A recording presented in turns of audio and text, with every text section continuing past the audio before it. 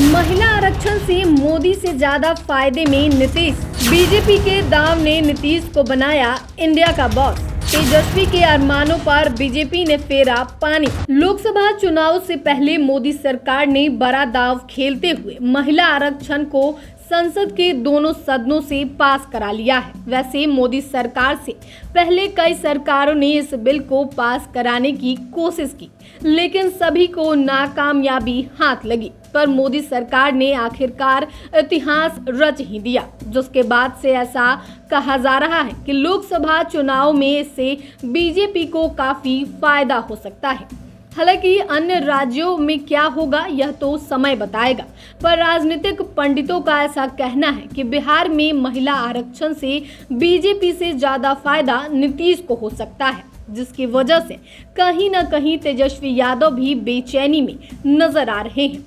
ऐसे में इस वीडियो में इसी पर चर्चा करेंगे कि किस तरह से मोदी के दांव से नीतीश को फायदा तो तेजस्वी को नुकसान होता दिख रहा है। आपको बता दें कि नीतीश की सबसे बड़ी खासियत यह है कि वो चाहे जिस खेमे या गठबंधन का हिस्सा रहे, लेकिन जरूरी मुद्दों पर वह काम करने वालों के साथ खड़े दिखते हैं। यानी कि जरूरी मुद्दों पर वह गठबंधन धर्म नहीं बल्कि जन धर्म निभाते हैं। इसी का एक नमूना महिला आरक्षण बिल में देखने को मिला।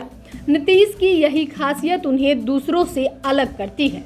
बड़े फैसले लेने में भी वो कभी इसकी परवाह नहीं करते हैं कि उनके साथ कौन है।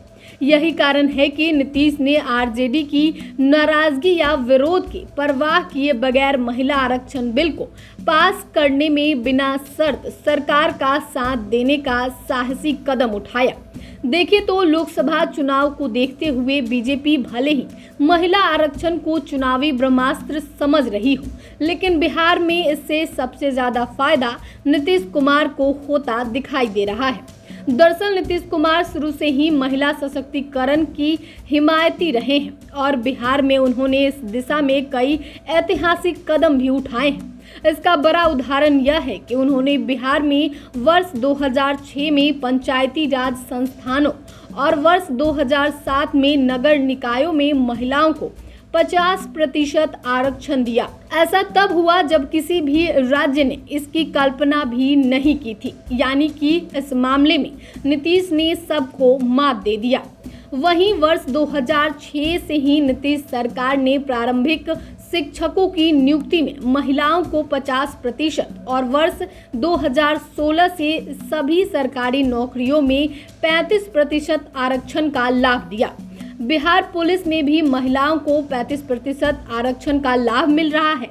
इतना ही नहीं, बिहार में मेडिकल और इंजीनियरिंग में नामांकन में न्यूनतम 33% सीटें छात्राओं के लिए आरक्षित की गई है। ऐसा करने वाले बिहार देश का पहला राज्य है। इसके अलावा भी लड़कियों को शिक्षा के क्षेत्र में प्रोत्साहन राशि, साइकिल आदि देना उन्हें सबसे अलग बनाती है। इन सब के बीच शराबबंदी कानून की कोई लाख बुराई कर ले, लेकिन ये भी एक सच है कि इससे के लिए महिलाएं नीतीश की खूब तारीफ करती हैं।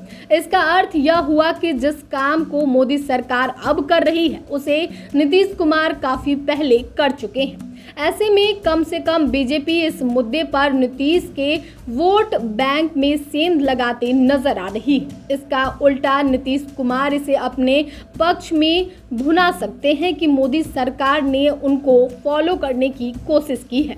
वैसे बात अगर लोकसभा चुनावों की करें तो महिला आरक्षण के कारण राजद रेस में पीछे होते नजर आ रही है। हालांकि ऐसा कहा जा रहा है कि बिहार में इंडिया की सीट बंटवारे में तेजस्वी यादव बॉस, लेकिन अगर महिला आरक्षण चुनावी मुद्दा बनता है तो बिहार में जदयू और बीजेपी बॉस बन सकती है। वैसे भी नीतीश कुमार ने महिलाओं के हक में कोई भी फैसला लिया तो साथ में बीजेपी भी गठबंधन में थी। ऐसे में महिलाओं के मुद्दे पर बीजेपी और जदयू दोनों इस मुद्दे पर आगे दिख रही है।